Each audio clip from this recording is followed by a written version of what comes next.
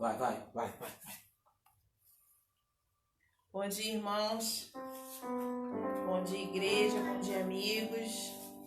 Vamos dar início à nossa escola bíblica dominical nessa manhã. Hoje nós estaremos falando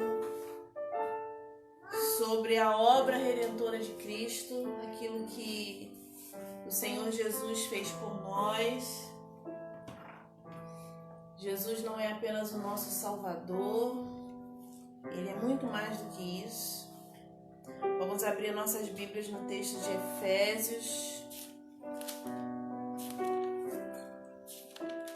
Texto bíblico de Efésios, capítulo 1. Nós leremos do 1 ao 7. Efésios, capítulo 1, de 1 ao 7. Antes de darmos início à nossa lição de hoje, eu gostaria de alertar a igreja que a partir de hoje, nós estamos entrando no mês de maio, primeiro domingo de maio. Nós estaremos fazendo logo mais à noite, na live da igreja, do culto da igreja, estaremos fazendo a abertura do mês da família. O tema do mês da família é Salvos em Família. É um tema que foi pensado no mês de janeiro, engraçado. No domingo à noite eu estive falando sobre isso, que o nosso Deus, ele tem tudo planejado, Ele não é pego de surpresa por ninguém. E o tema que o Senhor nos deu, através da irmã Yudelen, que ficou pensando num tema para o mês da família, e ela trouxe o seguinte tema. Ela falou: Beth, eu pensei nesse tema, Salvos em Família, para nós falarmos sobre a salvação de Deus para todos da nossa família. Para nós meditarmos sobre a obra redentora de Cristo na nossa família. O que você acha? Eu falei assim, eu acho ótimo. E aí ficou o tema Salvos em Família e a divisa em Atos capítulo 16, para nós estarmos pensando nesse mês de maio. E ela disse para mim que vai lançar um desafio aos irmãos da igreja, para todas as famílias da igreja. Então os irmãos estejam atentos, Ontem nós criamos um WhatsApp da igreja, todos os membros da igreja, todos aqueles que estão conosco, para que possam saber das suas tarefas para o mês de maio e os desafios que serão lançados. Então esse mês de maio nós estaremos todos envolvidos no tema da família, Salvos em Família. Então que os irmãos estejam atentos ao WhatsApp da igreja para que possam cumprir as tarefas em família. Vai ser um mês em que nós estaremos meditando sobre a importância da presença de Cristo nos nossos lares. Então, lá na página 26 da nossa revista virtual, que eu domingo passado estava falando com os irmãos, que os irmãos podem entrar lá no Google, digitar lá no Google, Palavra e Vida, e clicar lá e pedir a revista. Ela é totalmente gratuita, ela é digital gratuita, para que os irmãos possam acompanhar as lições. É só fazer o download da revista e aí a gente pode estar nesse mês de maio, todo. Me parece que o nosso confinamento vai até um pouquinho mais. A gente está aos domingos nos encontrando pela manhã, a partir das 10 horas da manhã, para estarmos meditando na palavra de Deus. Então, acredito que todo mundo já abriu em Efésios capítulo 1, esse tempinho que eu estava dando os avisos, Então, Efésios capítulo 1, nós estaremos lendo do verso 3 ao verso 7, que diz assim: Bendito o Deus, o Pai de nosso Senhor Jesus Cristo, o qual nos abençoou com toda sorte de bênçãos espirituais nos lugares celestiais em Cristo, como também nos elegeu nele antes da fundação do mundo, para que fôssemos santos e irrepreensíveis diante dele em amor ou caridade. E nos predestinou para filhos de adoção por Jesus Cristo para si mesmo, segundo o beneplácito da sua vontade, para o louvor e glória da sua graça, pelo qual nos fez agradáveis a si mesmo, agradáveis a si no amado, em quem temos a redenção pelo seu sangue, a remissão das ofensas, segundo a riqueza da sua graça. Então, irmãos, esse é o texto de Efésios capítulo 1. Vamos lá, a nossa lição. Nós estamos lendo hoje a lição de número 4, que tem por título O Cristo Cósmico. A obra de Cristo tem a dimensão muito mais profunda do que nossas igrejas costumam abordar. Ele é mais que o Senhor das almas e das pessoas. É o Senhor do universo, o Criador da nossa ordem, da nova ordem de Deus. Em Efésios, Paulo fala do mistério da vontade de Deus, que não fora revelado antes, mas só agora. Deus uniu os povos, judeus e gentios, e todas as coisas, tanto no céu quanto na terra, que hão de convergir em Cristo. Tudo terminará nele, porque tudo começou com ele. Como nos diz lá em João capítulo 1, verso 3. Ele tem uma dimensão cósmica. Este mistério é manifestado pela igreja aos principados e potestades espirituais. Efésios capítulo 3.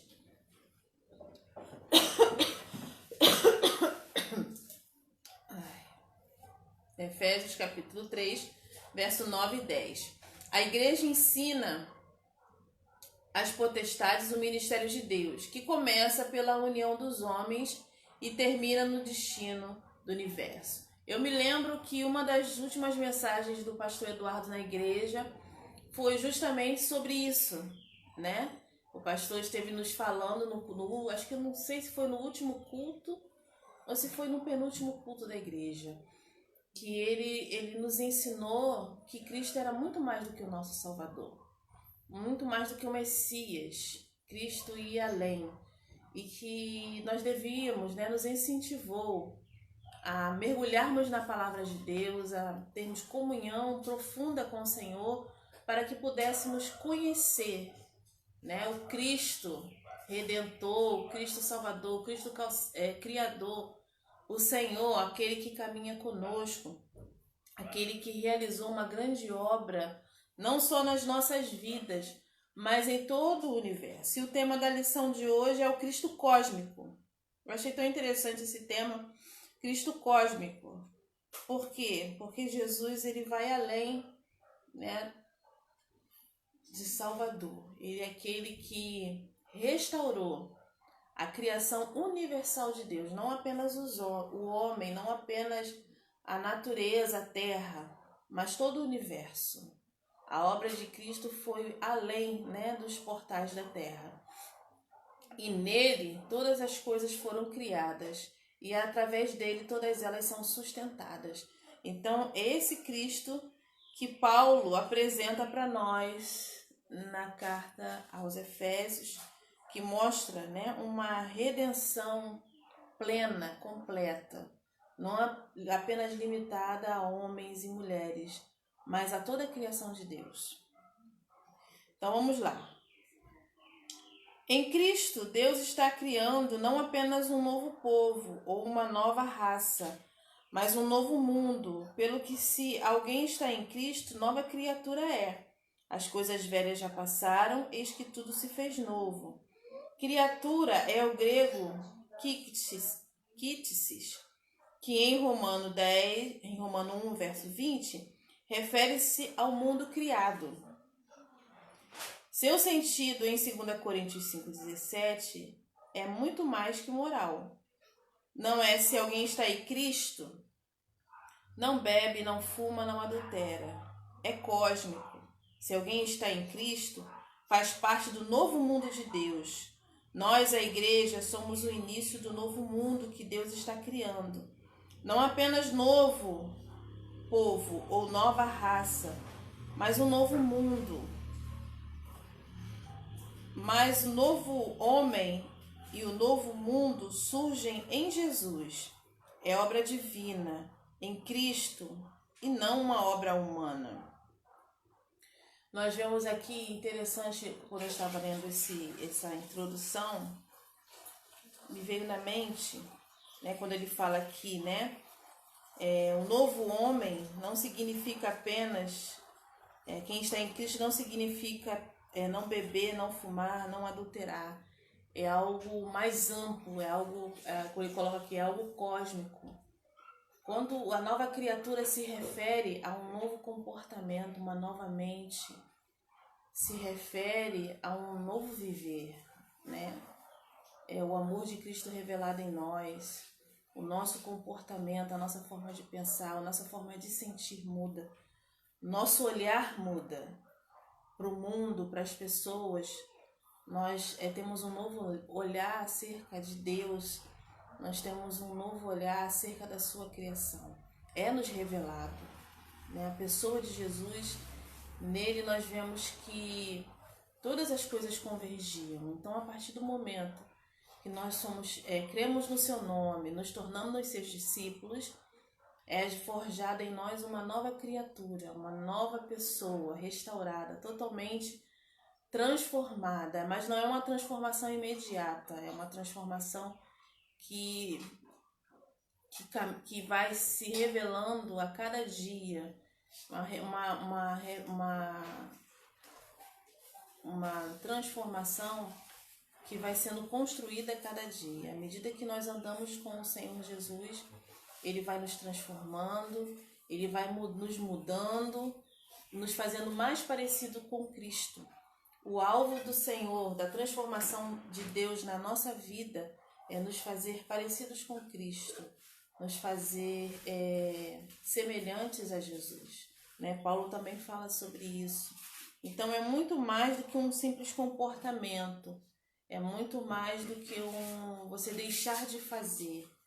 É uma mudança de pensamento, de sentimento, de ações, né? É uma mudança completa, na vida da pessoa. Então vamos lá ao primeiro tópico: Cristo, autor e sustentador da criação. No capítulo 1 de João nós vemos que Cristo ele é apresentado como a palavra de Deus, como a revelação da palavra de Deus em forma de homem. E também nos ensina que todas as coisas foram feitas por Ele. E sem Ele, nada do que foi feito se fez, ou seja, não existiria sem Cristo. Então, o Senhor Jesus, Ele é não somente o autor, Ele também é o sustentador de toda a criação, de tudo que existe. Do tempo, das estações, das pessoas. Ele é o Senhor do mar, do céu, das flores que florescem no campo, das aves que voam no céu, da estrela que brilha no universo, dos astros. Ele é o Senhor de tudo e sustenta tudo, né? Ele é o Todo-Poderoso. E o pecado, ele alterou, né, essa relação do homem, não, de Deus com a sua criação. E Cristo veio restaurar tudo isso. E a criação, né, a palavra de Deus diz que a criação almeja pela volta do Senhor para que todas as coisas sejam restauradas plenamente, como nos promete a palavra. Deus, o Senhor nos prometeu novos céus e nova terra, a transformação de todas as coisas. Então a natureza geme pela revelação do Senhor à humanidade. E nesses últimos tempos, né, o Senhor nos fez lembrar acerca da sua presença, né? Ele nos fez lembrar que existe um Deus que está no controle da humanidade, que Ele não perdeu o controle, muito pelo contrário, Ele está na direção de todas as coisas. Então vamos lá. Diz assim o ponto 1. O pecado alterou as relações do homem com Deus, com o próximo e com a natureza. Ele teve uma dimensão cósmica. O bom mundo de Deus foi desordenado. O mundo em que vivemos não é o mundo ideal de Deus. Não plantamos urtigas, né? Isso é verdade. Quem trabalha na terra sabe. Trabalhar na terra não é algo fácil. Trabalhar na terra dá muito trabalho. O agricultor, quando ele vai plantar, ele tem muitos processos a vencer até que chegue o dia da colheita. E muita expectativa no tempo, muita expectativa nas estações e naquilo que pode acontecer até o dia da colheita. Então, para o agricultor não é fácil. Não é fácil plantar e muito menos colher. Ele, hoje em dia, mesmo com a tecnologia, ele não pode prever a boa colheita. Ele depende muito da bênção de Deus na vida dele. E a gente vê que, embora tenha tanta tecnologia, existem colheitas que são perdidas.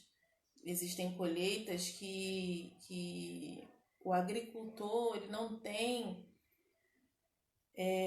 lucro algum com aquilo que ele plantou. E ele está acostumado a esse tipo de circunstância. Então, o agricultor que está trabalhando na terra, ele conta com a bênção de Deus na vida dele. Mesmo existindo os agrotóxicos, mesmo existindo a previsão do tempo, os fertilizantes, tantas coisas que existem hoje. Mas a terra nem sempre produz aquilo que ele planta. Então, se cumpre aquilo que o Senhor falou em Gênesis, ao homem, no capítulo 2 e 3 de Gênesis. Aí diz aqui, o mundo em que vivemos não é um mundo ideal de Deus. Não plantamos urtigas nem ervas daninhas, mas elas surgem. O trigo não brota espontaneamente e tem que ser cuidado. A natureza nos é benéfica, mas também é hostil. Ela nos dá água e alimento, mas também terremotos, secas, furacões. Ela não é sábia, como diz alguns, da nova era moderna. É uma força cega e irracional. Viemos dela, mas ela nos é hostil. E nós lhe somos hostis. A ideia em Efésios e Colossenses é que Deus está refazendo o mundo, incluindo aí a nossa relação uns com os outros e com a natureza. Efésios é considerada como a rainha das epístolas. É onde o gênio de Paulo mais brilha. Colossenses é considerada sua irmã gêmea. Nestas duas cartas, a cristologia, o ensino sobre Cristo, muda de funcional, como Cristo funciona para a igreja, para ontológica. Cristo como um ser, o absoluto, o autor, o sempre existente, a razão das coisas. O Cristo de Efésios está assentado nas regiões celestes. Ele é o Senhor desde os séculos e do século que há de vir. Século é o grego aeon, que significa mais que 100 anos, significa uma ordem, um tempo, uma idade, uma era. Cristo é Senhor desta era e da era que há de vir. Tudo foi feito por Ele e para Ele. Colossenses capítulo 1, no verso 16 e 17. Todas as coisas hão de convergir para Ele. Efésios 1, 10. A expressão todas as coisas merece especial atenção. O grego é tapanta, neutro. Não é masculino nem feminino. Não é gente, é coisa. Refere-se ao mundo material. Ele está desintegrado. A queda o afetou. Jesus vai reordená-lo. Sua obra inclui recolocar o mundo material em ordem. Cristo está assentado nas regiões celestes, e para ele tudo converge e nele tudo terminará. Ele é o autor e sustentador da criação, mas também é o seu propósito. A criação foi feita por ele e para ele, e voltará para ele. Sua obra inclui a reconciliação de todas as coisas, na terra e no céu. Ele não é apenas o salvador pessoal de indivíduos, mas o Senhor cósmico de todas as coisas. Podemos confiar num Salvador que tem poder sobre o tempo, as pessoas e todo o universo. Como diz um dos nossos cânticos: quão formoso és, Rei do universo, tua glória enche a terra e enche os céus. O Filho é o Rei do universo. Então nós vemos aqui, que eu gostei demais desse pequeno parágrafo, é o seguinte: que podemos confiar num Salvador que tem poder sobre o tempo, as pessoas e todo o universo. O nosso Deus não é um Deus limitado apenas a circunstâncias e situações. Ele é o Senhor do tempo. O tempo está em suas mãos, né? O que passou, o que estamos vivendo agora e o que há de vir. Né? Uma frase interessante que Jesus falou, uma frase não, uma palavra.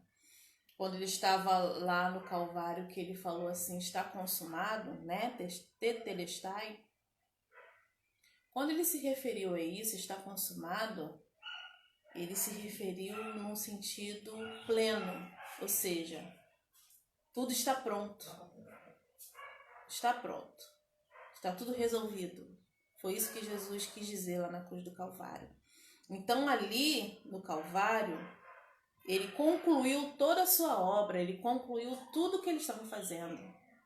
Então não existe nada que ele já não saiba, que ele já não tenha o controle.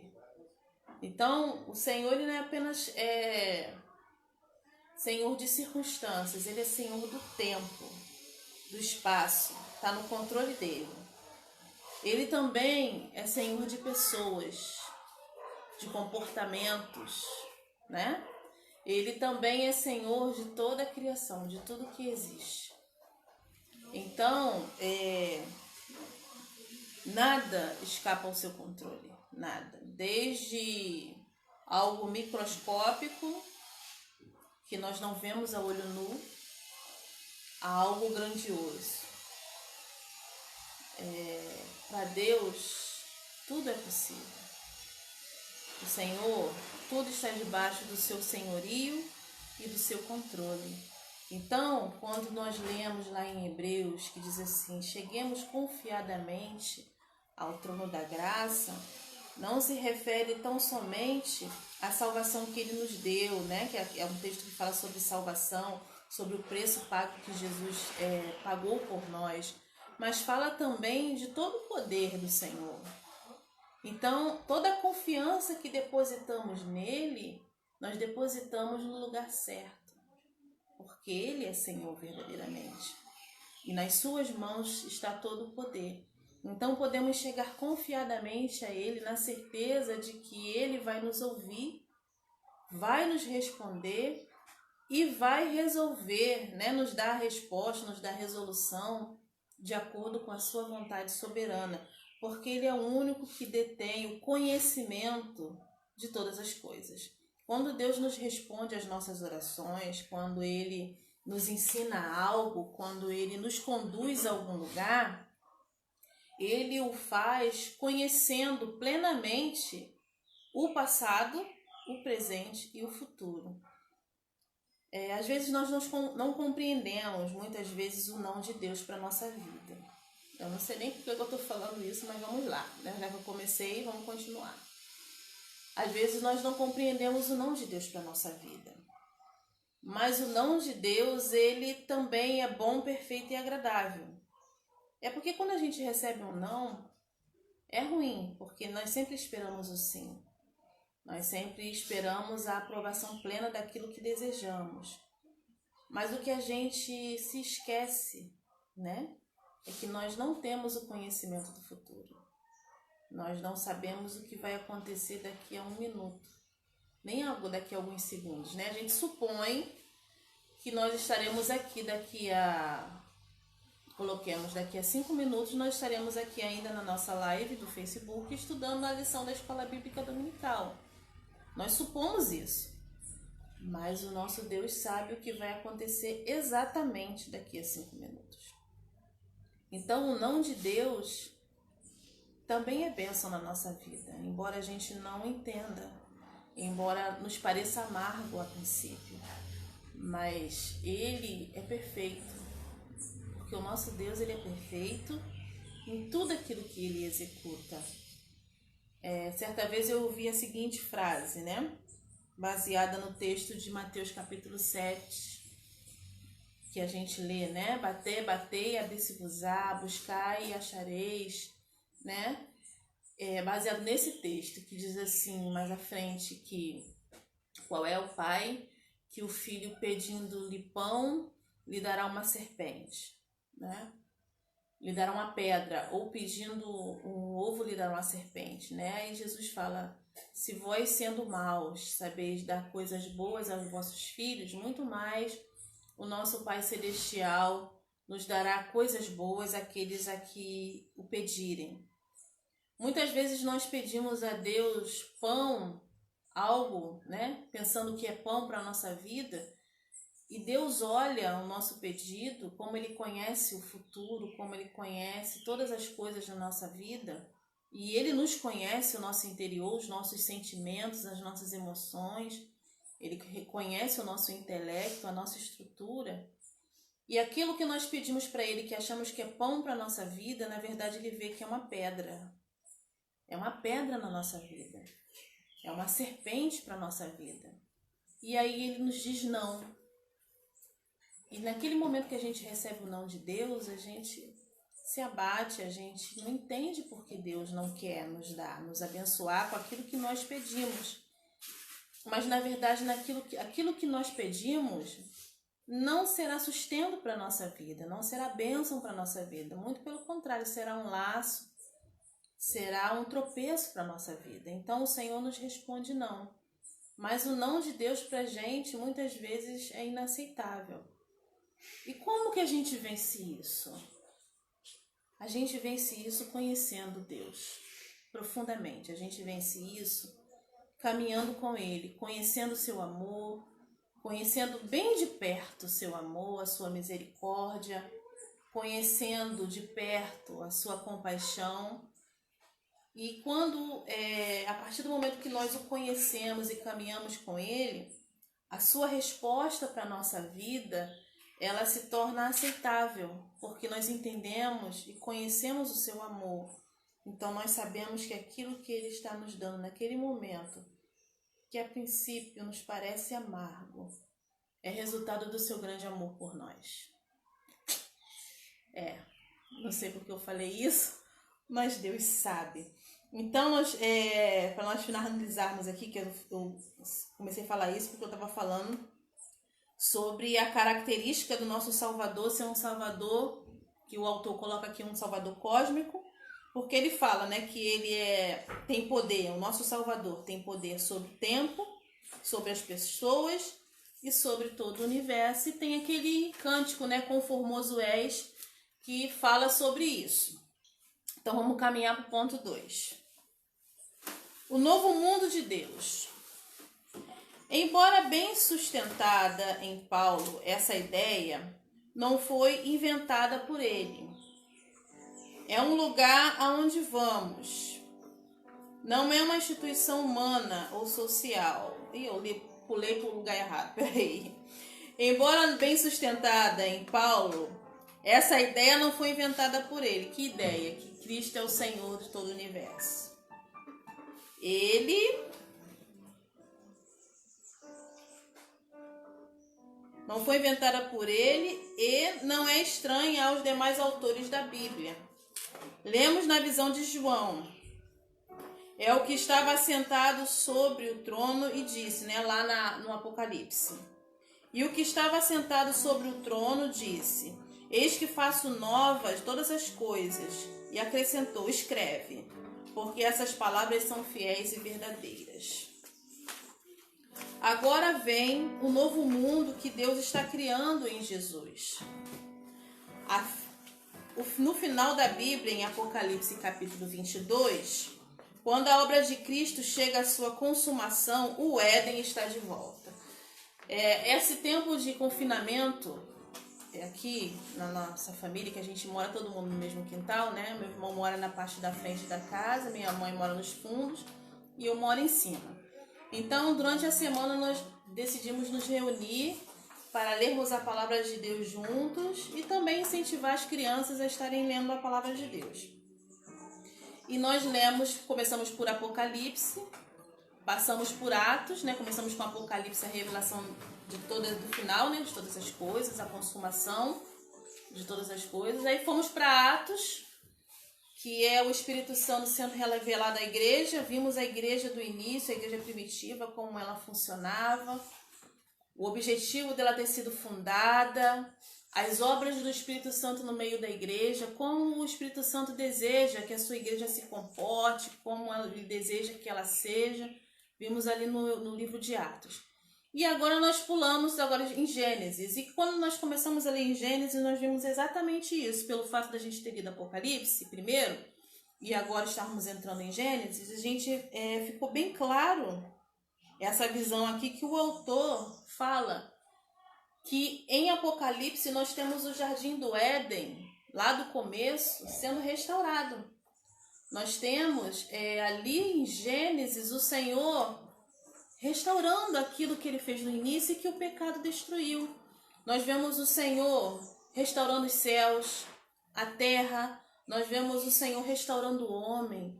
Nós vemos o Senhor levando a humanidade, a árvore da vida, apresentando a humanidade, mostrando seus propósitos eternos que ele mostrou para Adão no início de todas as coisas. Deus mostrando aos seus santos, aos seus fiéis, né, aqueles que são seus discípulos, que escolheram servi-lo e segui-lo e crer nas suas promessas, nas suas palavras, entendendo que a palavra de Deus ela não é um livro de histórias, mas um livro da revelação de Deus através dos homens.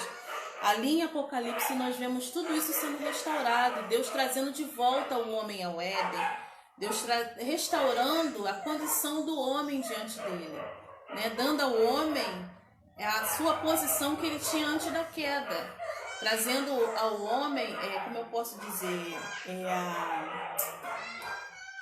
a sua condição inicial, né? As suas bênçãos, os seus privilégios que foram lhe tirados pelo pecado, Deus devolvendo tudo isso lá em Apocalipse, né? Tem gente que tem medo de ler Apocalipse, mas Apocalipse ele é um livro que nos mostra o juízo de Deus em relação a tudo de errado, né? De tudo que as escolhas erradas que fizemos, né? A consumação dos séculos.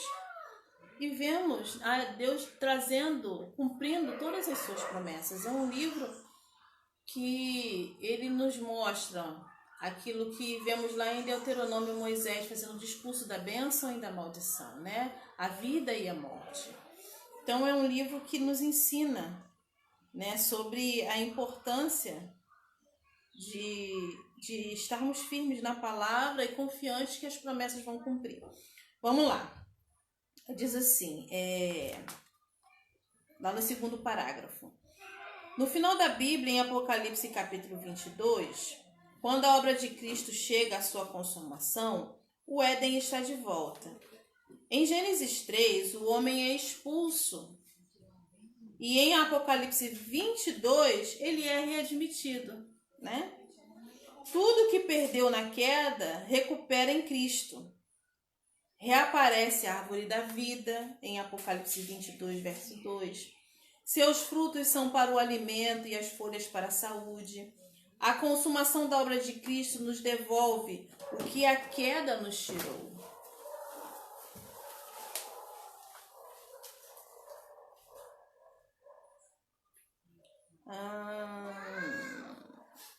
Aqui. Aí o autor dá uns conselhos aqui pra gente. Ele coloca aqui. Compare, faça a comparação de Gênesis 2,17 com Apocalipse 21,4. Faça a comparação de Gênesis 3,16 com Apocalipse 21,4. A comparação de Gênesis 3,17 com Apocalipse 22, verso 3. A comparação de Gênesis 3, de 22 a 24, com Apocalipse 22:2. O que perdemos com a queda nos é devolvido em Cristo. O novo mundo traz uma natureza totalmente benéfica. Água, alimento, saúde, as perfeitas provisões de Deus. A razão é porque agora as primeiras coisas são passadas. Apocalipse 21:4. Cristo refez o mundo. Então, irmãos, aqui nós observamos, fazendo essa pequena comparação, né, de todo o propósito de Deus desde o início. Tudo foi feito com um objetivo. Nada é realizado sem uma razão, sem um porquê. Muitas vezes nós não sabemos o porquê nem a razão. Nós ficamos assim, um tanto que perdidos nas nossas perguntas e questionamentos. Por quê? Porque nós conhecemos muito pouco de Deus. Nós conhecemos muito pouco. Às vezes nós temos um comportamento diante do Senhor baseado naquilo que ouvimos falar acerca dele. Nós ouvimos falar que Deus é bom, nós ouvimos falar que Ele é amor, mas nós conhecemos muito pouco dessa bondade, desse amor. A gente não entende como se revela esse amor e essa bondade. A gente se baseia na bondade do amor, na bondade no amor de Deus. Nós nos baseamos na nossa bondade, no nosso amor, na nossa capacidade de amar e na nossa capacidade de ser bom. Então a gente faz essa comparação, né? A gente fala, se Deus fosse bom mesmo, seria desse jeito. Se Deus amasse mesmo, seria desse jeito. Por quê? Porque nós comparamos o amor e a bondade de Deus de acordo com a nossa visão, com aquilo que a gente entende que é ser bom e o que é ser amável, né? O que é ter amor. E Deus, ele não se compara às nossas emoções, ele é muito mais perfeito. E não somente isso, ele é conhecedor daquilo que nós não conhecemos. E ontem eu estava conversando com o meu esposo, eu creio que foi ontem, sim, se não foi ontem, foi na sexta-feira. A gente estava conversando sobre submissão, sobre confiança e sobre rendição.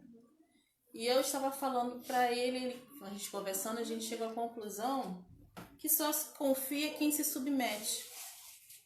A confiança e a fé, ela não está desligada da submissão. Porque você só confia no Senhor quando você se rende totalmente a Ele, se submete a Ele, né? Eu estava agora há pouco falando sobre o não de Deus. A gente só manifesta a nossa fé, verdadeiramente a fé completa no Senhor, quando a gente entrega realmente, se submete, né? Baixa a cabeça, dizendo ao Senhor, sim, eu confio, ainda que eu não veja nada, ainda que tudo esteja totalmente nebuloso para mim, eu me submeto à Tua vontade, à Tua direção e me entrego totalmente. Aí nós temos uma confiança, podemos dizer, dentro da nossa imperfeição, perfeita, porque você se entrega totalmente ao governo do Senhor e deixa que Ele conduza. Aí, mas como é que eu vou saber que Ele vai conduzir? Bom, se você o conhece, você vai ouvir a sua voz, porque lá em João capítulo 10:10 diz que as ovelhas do Senhor ouvem a sua voz, né? E o seguem. Então, como aí a gente volta ao que eu já disse, né? Para você conhecê-lo, você precisa andar com ele. Para você compreendê-lo, você precisa conhecê-lo. Não tem outra saída. Você só vai entender o amor de Deus e as suas respostas para a sua vida, os seus nãos, o seu espera ou o seu sim, à medida que você caminha com Ele. Porque o amor de Deus não se manifesta na vida da gente só quando Ele diz sim. Também se manifesta na vida da gente quando Ele diz não, ou quando Ele diz espera mais um pouco aí, fique firme, espere mais um tempo. Então, como a gente estava lendo aqui, a razão e o porquê, a razão é porque agora as primeiras coisas são passadas. Cristo refez o mundo. Vamos lá, o último ponto para a gente encerrar. Então, o pessoal aí da música vai preparando os louvores. que ao final nós estaremos cantando, encerrando a nossa EBD com cânticos. E vamos para o último ponto. Qual é o nosso lugar neste mundo de Deus? Deus preparou tudo para nós. E qual é o nosso lugar, a nossa posição diante disso tudo? Em Efésios capítulo 1, verso 22, vemos que todas as coisas foram subjugadas a Cristo, inclusive as do mundo vindouro. Efésios 1, 21. Ele nos deu a igreja. E isso é fantástico. Igreja, gostei muito disso. Igreja não é lugar aonde vamos. Não é uma instituição humana ou social. Ser igreja é mais que entoar cânticos e apresentar programas especiais. É fazer parte do novo mundo de Deus, sendo a ponta de lança, mas é também reinar com Ele. No momento, a igreja é militante. Um dia ela será triunfante. Isto todos nós sabemos. Mas triunfante de quê? De problemas, de lutas humanas, das contrariedades desse mundo? Não. A igreja será triunfante sobre o poder do mal e o caos do mundo por fim. A igreja, ela é muito mais do que um lugar que se reúne para cantar e fazer programas especiais. A igreja, ela é um lugar onde nós vivemos a plena revelação do Evangelho de Cristo. É o lugar onde nós vivemos plenamente a manifestação da glória de Deus e do seu Santo Espírito. É o lugar onde nós somos usados por Ele. É o lugar onde nós vamos para agradecer tudo aquilo que fomos durante a semana diante dele e aquilo que ele revelou através de nós. É o lugar onde a gente vai adorar e bendizer o seu nome. Na verdade, os cultos das igrejas, ele é o resultado daquilo que vivemos durante a semana, é o resultado daquilo que vivenciamos com o Senhor durante a semana. Nós não vamos à igreja para receber, nós vamos à igreja para entregar ao Senhor o nosso louvor, a nossa adoração. Quando nós chegamos ali para cultuar aquilo que conhecemos plenamente, aquilo que sabemos, né? O nosso louvor, ele é impulsionado por aquilo que nós conhecemos e sabemos. Quando a gente canta, né, o hino que o autor sugeriu aqui na revista, Quão formoso és, Rei do universo, tua glória enche a terra e enche os céus. Maravilhoso é estar em tua presença, maravilhoso é poder te adorar, maravilhoso é tocar nas tuas vestes, maravilhoso é poder te contemplar, Senhor. Quando nós declaramos essas palavras, nós temos plena consciência do que estamos declarando, porque nós conhecemos isso. Então, quando nós nos reunimos na igreja simplesmente para cumprir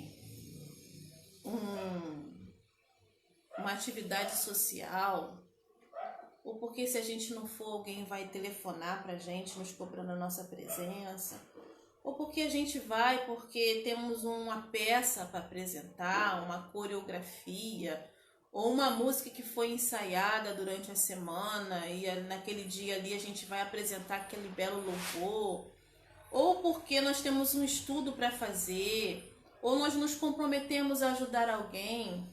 Quando as motivações que nos levam a ir à casa do Senhor são essas, o nosso conhecimento de Deus é muito superficial e praticamente nenhum.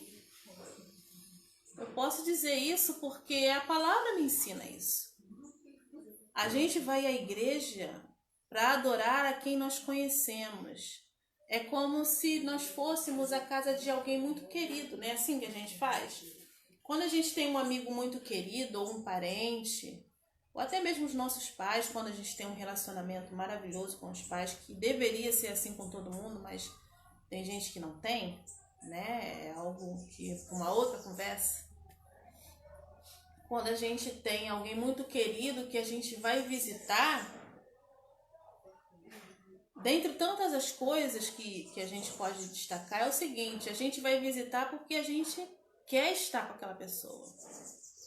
E aquela pessoa é a motivação da gente ir. Segundo, ela é importante para mim. Então eu faço questão de estar com ela. E terceira coisa, eu quero demonstrar o meu amor por ela. Então normalmente a gente vai visitar aquela pessoa, a gente gosta de levar um mimo para ela, ou a gente leva o abraço mais gostoso que a gente tem para dar, o beijo mais gostoso que a gente tem para dar. É um encontro de muita satisfação, é um encontro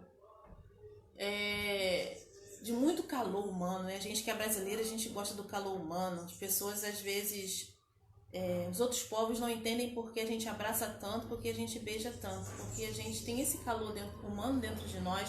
A gente gosta de estar junto, a gente gosta de estar perto. Então,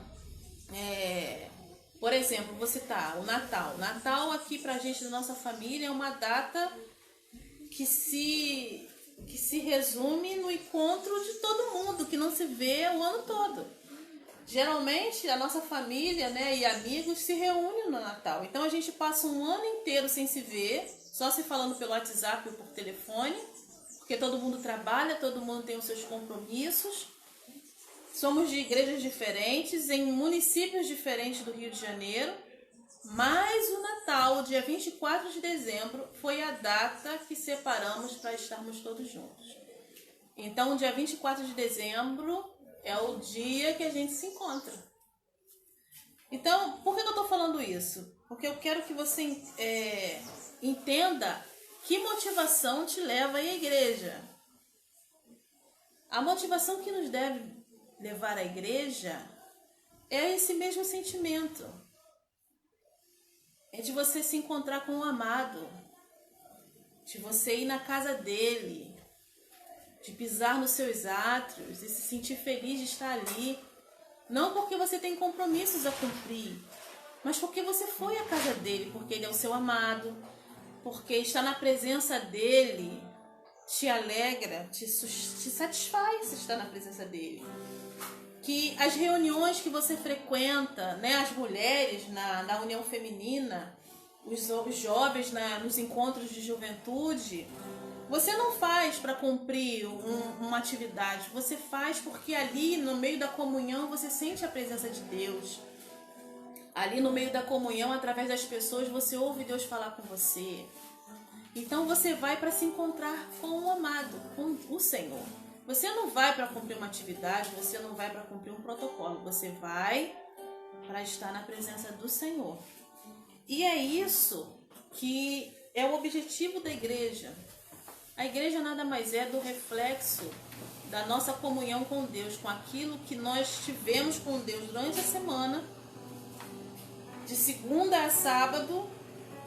Esse período de segunda a sábado, eu estive na presença do Senhor, lendo a sua palavra, orando, tendo meu momento a sós com Ele, que muitas vezes esse momento a sós a gente acha que precisa ser dentro de um quarto trancado, mas esse momento a sós pode ser ali, né? A gente que é mulher lavando louça na pia, o nosso pensamento no Senhor, a gente orando e Deus falando conosco, a gente fazendo o nosso almoço, Deus falando conosco, a gente lá limpando casa, Deus falando conosco, porque a minha mente está ligada nele. Durante a semana toda eu tive esses momentos com o Senhor, né? E aí no domingo é o grande êxtase, é o lugar que eu reservei. Quando a gente vai à igreja cultuar, aquele período de tempo que a gente está ali não é para cumprir atividade, é o período de tempo que nós reservamos para estarmos exclusivamente à disposição do Senhor para ouvi-lo, para servi-lo e para adorá-lo. E à medida que a gente serve, adora, né, e está exclusivamente na sua presença, a gente recebe dele tudo aquilo que a gente precisa. Porque ninguém entra na presença de Deus e sai de lá vazio. A palavra de Deus diz que a palavra do Senhor, ela faz aquilo para o qual ela foi dita, o propósito, ela cumpre o propósito para para o qual ela foi dita. Então ninguém vai à presença de Deus e sai de lá sem uma resposta, sem uma palavra. Então que você possa guardar isso no seu coração que eu acabei de falar. A igreja não é um lugar simplesmente para se reunir. Ela é muito mais do que isso. A igreja, ela é a casa do Senhor. Não só a igreja paredes, mas eu como igreja. Nesse tempo de isolamento social, muitos de nós estamos tendo a oportunidade de ser igreja dentro da nossa casa. De sermos igrejas, eu e o Senhor, só nós dois.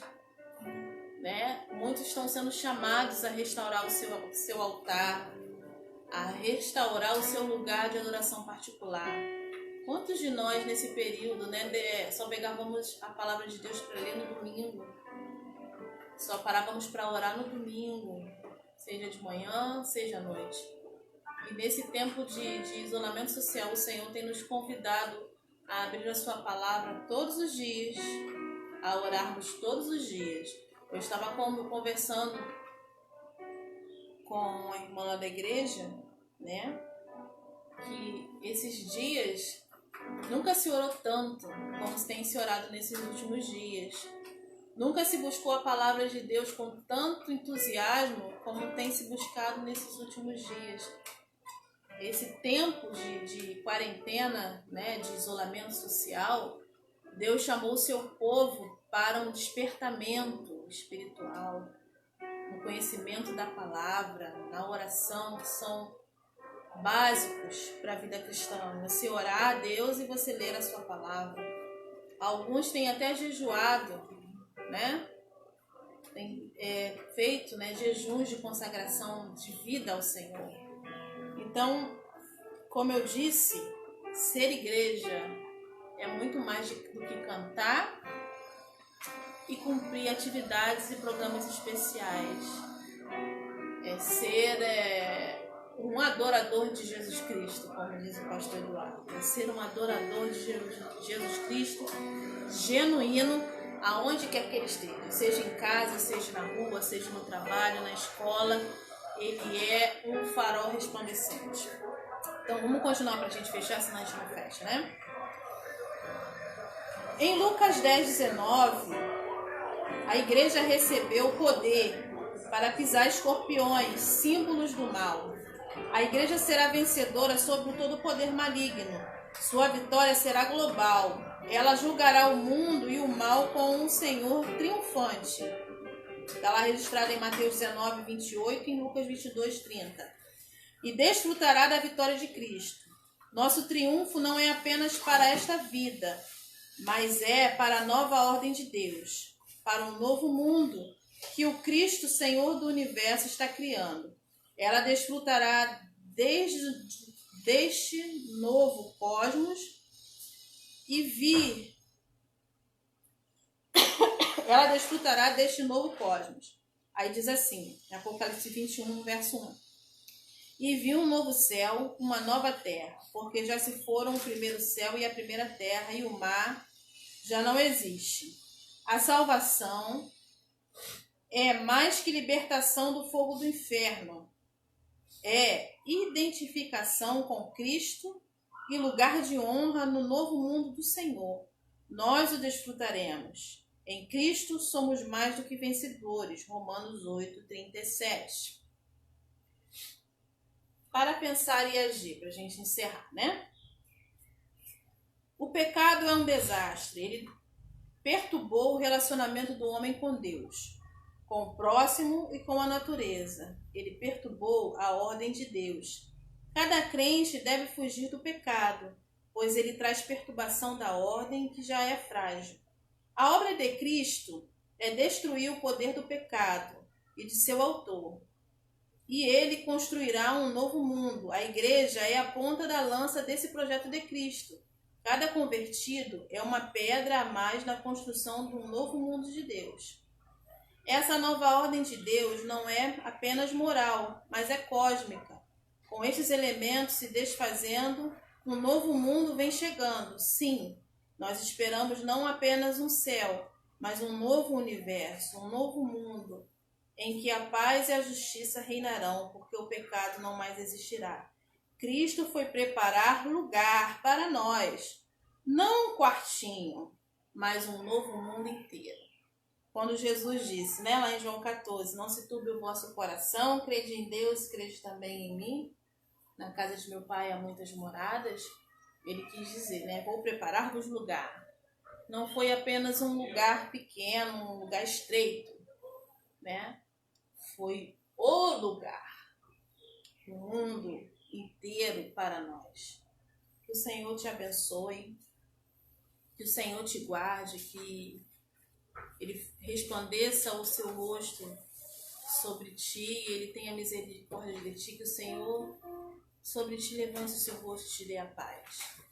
Que nesses tempos de isolamento social você possa restaurar o seu altar, a sua comunhão com Deus, que você possa conhecê-lo verdadeiramente, que você possa andar com Ele, caminhar com Ele, para que quando Ele falar com você, você não tema qualquer problema que venha diante de você, porque você o conhece e você sabe bem o que Ele vai fazer, Que isso nos ensina o Salmo 23. O autor diz que ele passa pelo vale da sombra da morte, mas ele não tem medo. Se você parar para pensar sobre isso, como você está de frente para a morte e não tem medo? Como se você está sendo ameaçado de morte e não tem medo? Mas o autor diz que ele não tem medo porque ele conhece o pastor. E se ele conhece o pastor, ele sabe de todas as possibilidades, De todo o poder que o pastor tem. Então por isso ele não tem medo, porque ele conhece de verdade. Então no coração dele não teme, ele sente paz. E confia plenamente, Ele se rende, ele se submete plenamente, porque ele confia, porque ele conhece. Que você possa conhecer também, que você possa se submeter a ele também. Conhecendo o bom pastor, sabendo que ele tem o melhor para a sua vida. Então vamos louvar o Senhor?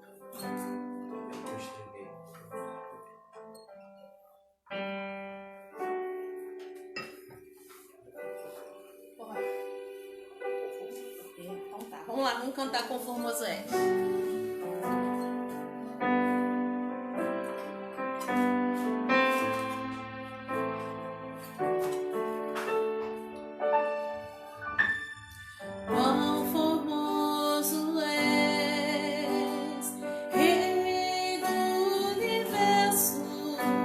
Sua glória